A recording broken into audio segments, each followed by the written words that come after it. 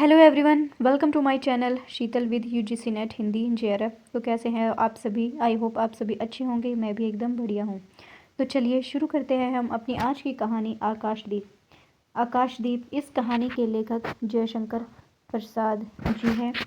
तो चलिए पढ़ते हैं हम अपनी आज की कहानी। बंदी क्या है, सोने दो। मुक्त होना चाहते हो? अभी नहीं, निद्रा खुलने पर। चुप रहो, फिर अवसर न मिलेगा।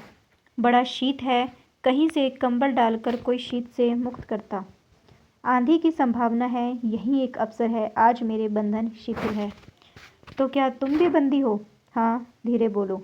इस नाव पर केवल 10 नाविक और प्रहरी है। शस्त्र मिलेगा? मिल जाएगा। पोत से संबंध रज्जू काट सकोगे? हाँ। समुद्र में हिलोरें उठने लगी। दोनों बंदी आपस में टकराने लगे। पहले बंदी ने अपने को स्वतंत्र कर लिया, दूसरे का बंधन खोलने का प्रयत्न करने लगा। लहरों के धक्के एक दूसरे को स्पर्श से पुलकित कर रहे थे। मुक्ति की आशा, स्नेह का असंभावित आलिंगन, दोनों ही अंधकार में मुक्त हो गए। दूसरे बंदी ने हर्ष तिरेक से उसको गले से लगा लिया। सहसा उस बंदी ने कहा, यह क्या तुम स्त्री हो? क्या स्त्री होना कोई पाप है? अपने को अलग करते हुए स्त्री ने कहा। शस्त्र कहाँ है तुम्हारा? नाम? चंपा। तारक खंचित नील अंबर और समुद्र के अवकाश में पवन उधम मचा रहा था।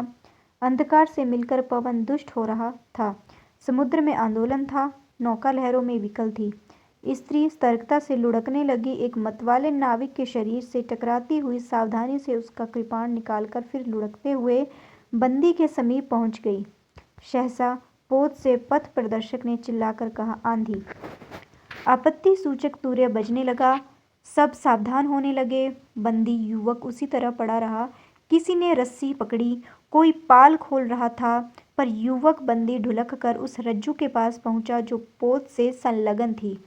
तारे ढक गए, तरंगे उद्वेलित हुई, समुद्र गरजने लगा। भीषण आंधी पिशाचनी के समान नाव को अपने हाथों में लेकर कंदुक क्रीड़ा और अट्टहास करने लगी। एक झटके के साथ ही नावक स्वतंत्र थी। उस संकट में भी दोनों बंदी खिलखिलाकर हंस पड़े। आंधी के हाहाकार में उसे कोई न सुन सका। अनंत जलनिधि में उषा का मधुर आलोक फूट पड़ा। सुनहली किरणों और लहरों की कोमल सृष्टि मुस्कुराने लगी। सागर शांत था। नाविकों ने देखा, पोत का पता नहीं, बंदी मुक्त है। नायक ने कहा, बुद्धगुप्त, तुमको मुक्त किसने किया? कृपाण दिखाकर बुद्धगुप्त ने कहा, इसने। नायक ने कहा, तो तुम्हें फिर बंदी बनाऊंगा। किसके लिए? पोताध्यक्ष मणिभद्र अतल जल में होगा। नायक, अब इस नौका का स्वामी मैं हूँ। तुम? जलदस्यु बुद्धगुप्त, कदापि नहीं। चौंक कर नायक ने कहा और अपना कृपाण टटोलने लगा। चंपा ने इसके पहले उस पर अधिकार कर लिया था। वह क्रोध से उछल पड़ा। तो तुम द्वंद्व युक्त के लिए प्रस्तुत हो जाओ। जो विजयी होगा वह स्वामी होगा। इतना कहकर बुद्धगुप्त ने कृपाण देने का संकेत किया। चंपा ने कृपाण नायक के हाथ में दे दिया। भीषण घात प्रतिघात आरंभ हुआ। दोनों कुशल, दोनों त्वरित गति वाले थे। बड़ी निपुणता से बुद्धगुप्त ने अपना कृपाण दांतों से पकड़कर अपने दोनों हाथ स्वतंत्र कर लिए। चंपा भय और विस्मय से देखने लगी। नाविक प्रसन्न हो गए, परंतु बुद्धगुप्त ने लांघव से नायक का कृपाण वाला हाथ पकड़ लिया और विकट हुंकार से दूसरा हाथ कटी में डाल उसे गिरा दिया। दूसरे ही क्षण प्रभात की किरणों में बुद्धगुप्त की विजयी कृपाण उसके हाथों में चमक उठा। नायक की कातर आंखें प्राण भिक्षा मांगने लगी। बुद्धगुप्त ने कहा, बोलो, अब स्वीकार है कि नहीं? मैं अनुचर हूँ, वरुण देव की शपथ, मैं विश्वासघात नहीं करूँगा। बुद्धगुप्त ने उसे छोड़ दिया। चंपा ने युवक जलदस्यु के समीप आकर उसके क्षतों को अपनी सन्निग्ध दृष्टि और कोमल करों से वेदना विहीन कर दिया। बुद्धगुप्त ने सुगठित शरीर पर रक्त बिंदु विजय तिलक कर रहे थे। विश्राम लेकर बुद्धगुप्त ने पूछा, हम लोग कहाँ होंगे? बाल द्वीप से बहुत दूर, संभवतः एक नवीन द्वीप के पास, जिसमें अभी हम लोगों का बहुत कम आना जाना होता है। सिंहल के वणिकों का वहाँ प्राधान्य है। कितने दिनों में हम लोग वहाँ पहुँचेंगे? अनुकूल पवन मिलने पर 2 दिन में तब तक के लिए खाद्य का अभाव न होगा। सहसा नायक ने नाविकों को डांट लगाने की आज्ञा दी और स्वयं पतवार पकड़कर बैठ गया। बुधगुप्त के पूछने पर उसने कहा, यहाँ एक जलमग्न शैलखंड है, सावधान न रहने से नाव टकराने का भय है। तुम्हें इन्हीं लोगों ने बंदी क्यों बनाया? वाणिक मणिभद्र की पाप वासना ने। तुम्हारा घर कहाँ है? जाह्नवी के तट पर। चंपा नगरी की एक क्षत्रिय बालिका हूँ। पिता इसी मणिभद्र के यहाँ प्रहरी का काम करते थे।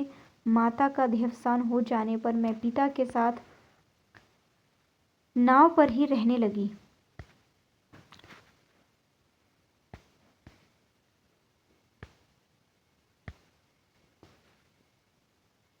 आठ बरस से समुद्र ही मेरा घर है। तुम्हारे आक्रमण के समय मेरे पिताजी ने 7 दस्युओं को मारकर जल समाधि ली। 1 मास हुआ मैं इस नील नभ के नीचे नील जल निधि के ऊपर एक भयानक अनंतता में निसहाय हूँ, अनाथ हूँ। मणिभद्र ने मुझसे एक दिन घृणित प्रस्ताव किया। मैंने उसे गालियाँ सुनाई। उस दिन से बंदी बना दी गई। चंपा रोष से जल रही थी। मैं भी ताम्रलिप्त का एक क्षत्रिय हूँ, परंतु दुर्भाग्य से जलदस्यु बनकर जीवन बिताता हूँ। अब तुम क्या करोगी? मैं अपने अदृष्ट को अनदृष्ट ही रहने दूंगी, वहां जहां ले जाए। चंपा की आंखें निसीम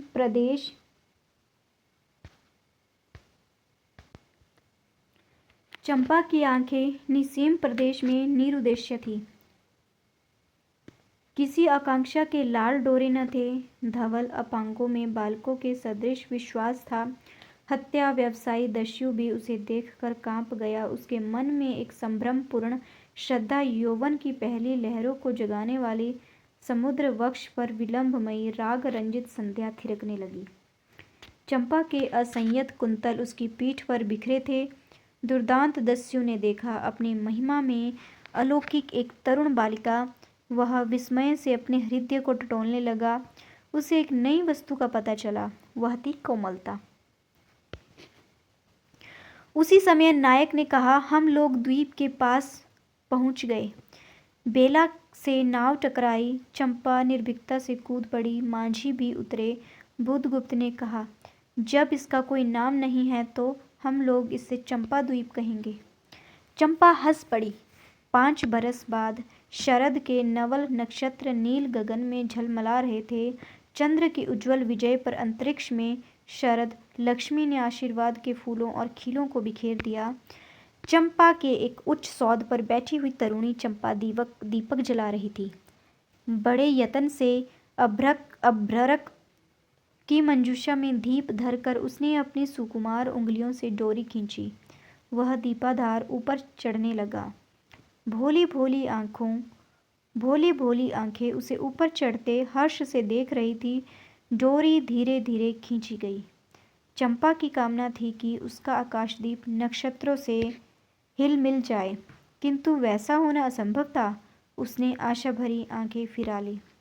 सामने जल राशि का रजत श्रृंगार था। वरुण बालिकाओं के लिए लहरों से हीरे और नीलम की क्रीड़ा शैलमालाएं बन रही थी और वे मायाविनी छलनाएं अपनी हंसी का कलनाद छोड़कर छिप जाती थी दूर दूर से धीवरों का बंशी झनकार उनके संगीत सा मुखरित होता था। चंपा ने देखा कि तरल संकुल जल राशि में उसके कंदील का प्रतिबिंब अस्त व्यस्त था। वह अपनी पूर्णता के लिए सैकड़ों चक्कर काटता था। वह अनमनी होकर उठ खड़ी हुई। किसी को पास न देखकर पुकारा, जया। एक श्यामा युवती सामने आकर खड़ी हुई। वह जंगली थी। श्यामा कौन थी? जंगली थी। नील नभोमंडल से मुख में शुद्ध नक्षत्रों की पंक्ति के समान उसके दांत हंसते ही रहते। वह चंपा को रानी कहती। बुधगुप्त की आज्ञा थी। महानाविक कब तक आएंगे? बाहर पूछो तो, चंपा ने कहा। जया चली गई। दुरागत पवन चंपा के अंचल में विश्राम लेना चाहता था। उसके हृदय में गुदगुदी हो रही थी। आज न जाने क्यों वह बेसुध थी। वह दीर्घकाय दृढ़ पुरुष ने उसकी पीठ पर हाथ रख चमत्कृत कर दिया। उसने फिर कर कहा, बुद्धगुप्त, बावली हो क्या? यहाँ बैठी हुई अभी तक दीप जला रही हो? तुम्हें यह काम करना है। क्षीर निधि शाही अनंत की प्रसन्नता के लिए क्या दासियों से आकाशदीप जलवाऊं? हंसी आती है। तुम किसको दीप जलाकर पथ दिखलाना चाहती हो? उसको जिसको तुमने भगवान मान लिया है।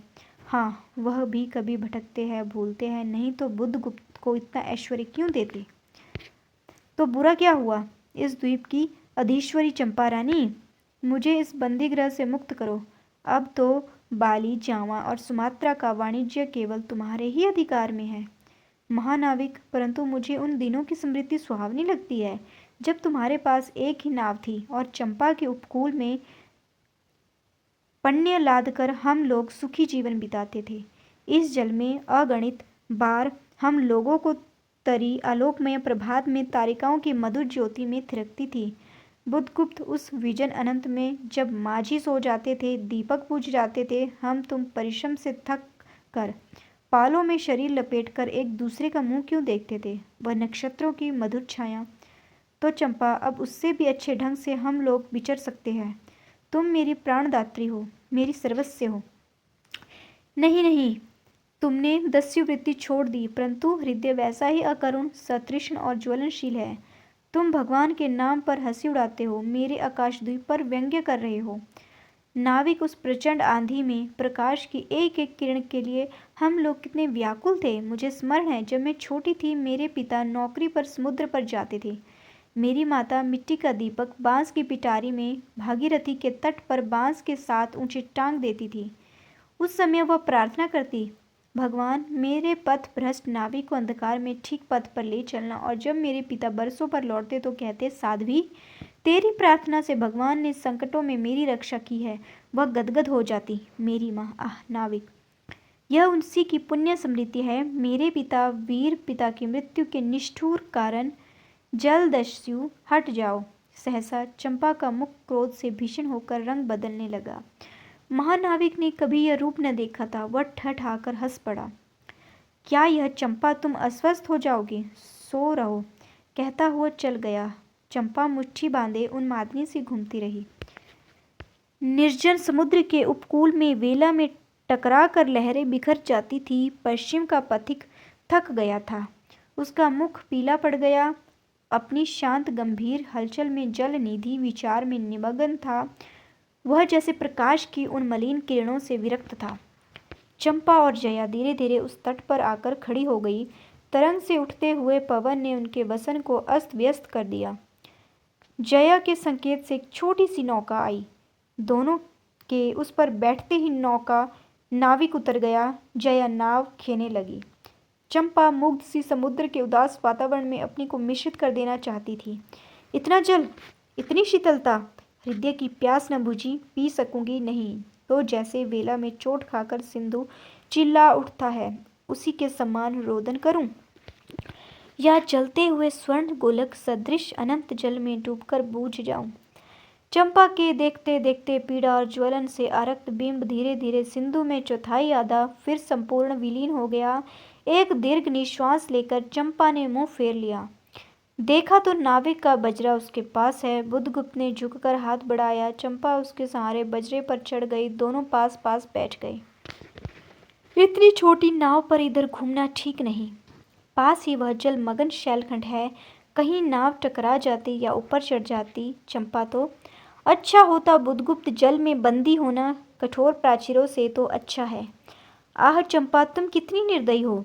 बुद्धगुप्त, जो आज्ञा देकर देखो तो वह क्या नहीं कर सकता। जो तुम्हारे लिए नए द्वीप की सृष्टि कर सकता है, नई प्रजा खोज सकता है, नए राज्य बना सकता है, उसकी परीक्षा लेकर देखो तो। कहो चंपा, वह कृपाण से अपना हृदय पिंड निकाल अपने हाथों अतल जल में विसर्जन कर दे। महानाविक, जिसके नाम से बाली, जावा और चंपा का आकाश गूंजता था, पवन थर्राता था, घुटनों के बल चंपा के सामने छल छलाई आंखों में बैठा था।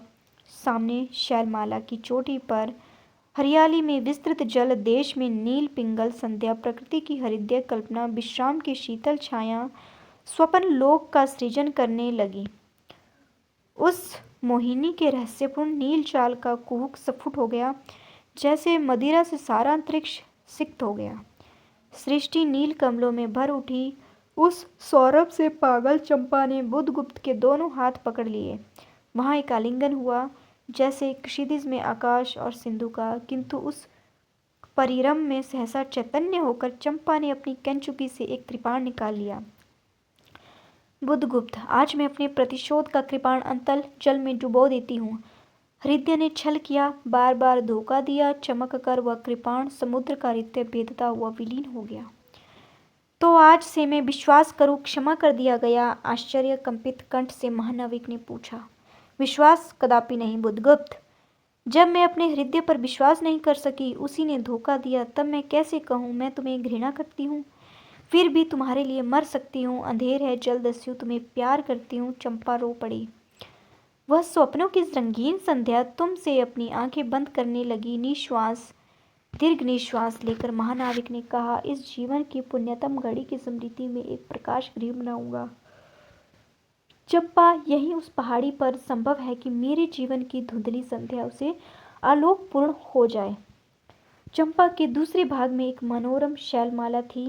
वह बहुत दूर तक सिंधु जल में निमग्न थी। सागर का चंचल जल उस पर उछलता हुआ उसे छिपाए था। आज उसी शैलमाला पर चंपा के आदि निवासियों का समारोह था। उन सबों ने चंपा को वन देवी सा सजाया था। ताम्रलिप्त के बहुत से सैनिक नाविकों की श्रेणी में वन कुसुम विभूषिता चंपा शिविकारूढ़ होकर जा रही थी। शैल के ऊंचे शिखरों पर चंपा के महानाविक को सावधान करने के लिए सुदृढ़ द्वीप स्तंभ बनाया गया था। आज उसी का महोत्सव है। बुधगुप्त स्तंभ के द्वार पर खड़ा था। शिविका से सहायता देकर चंपा को उसने उतारा।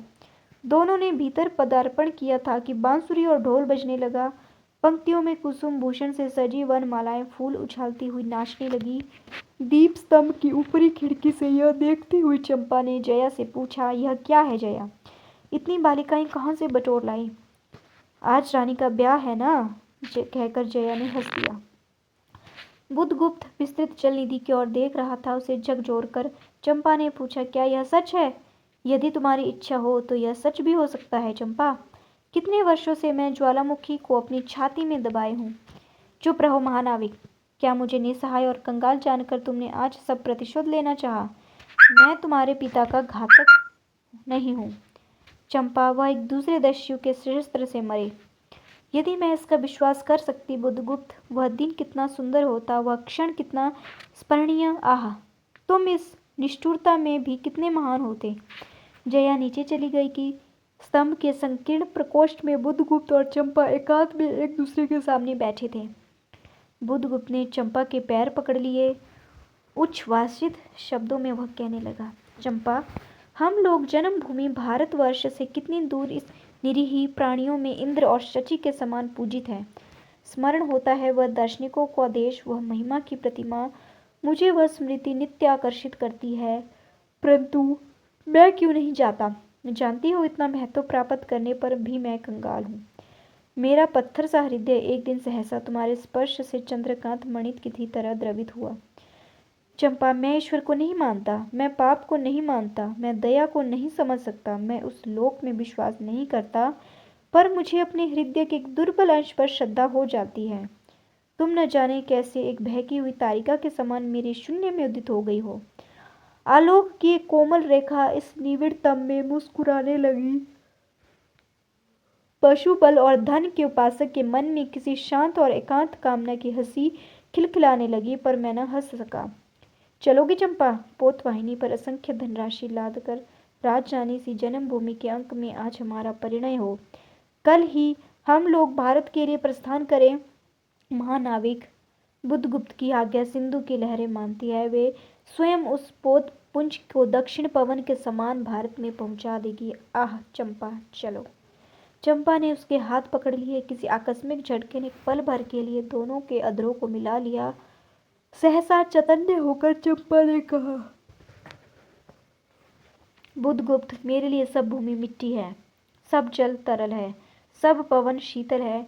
कोई विशेष आकांक्षा हृदय में अग्नि के समान प्रज्वलित नहीं। सब मिलाकर मेरे लिए एक शून्य है।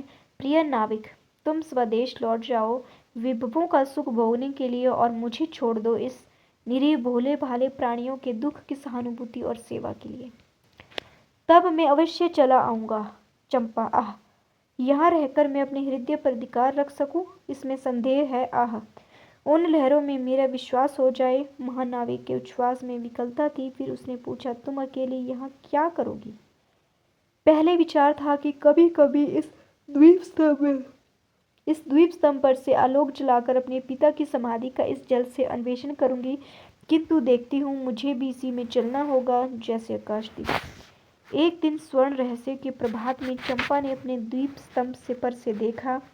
सामुद्रिक नावों की एक श्रेणी चंपा का उपकूल छोड़कर पश्चिम उत्तर की ओर महाजल व्याल के समान संतरण कर रही है। उसकी आंखों से आंसू बहने लगे। यह कितनी ही शताब्दियों पहले की कथा है। चंपा आजीवन उस द्वीप स्तंभ में आलोक जलाती रही, किंतु उसके बाद भी बहुत दिन द्वीप निवासी उस माया ममता और स्नेह सेवा की देवी की समाधि सदृश पूजा करते थे। एक दिन काले के कठोर हाथों से ने उसे भी अपनी चंचलता में गिरा दिया। इस प्रकार हमारी आज की कहानी आकाशदीप यहीं पर समाप्त होती है। यदि आप सभी को मेरी वीडियो अच्छी लगी हो तो लाइक, शेयर व कमेंट करना ना भूलें और बेल आइकन पर प्रेस करें ताकि ज़्यादा से ज़्यादा वीडियो आप तक पहुंचती रहे।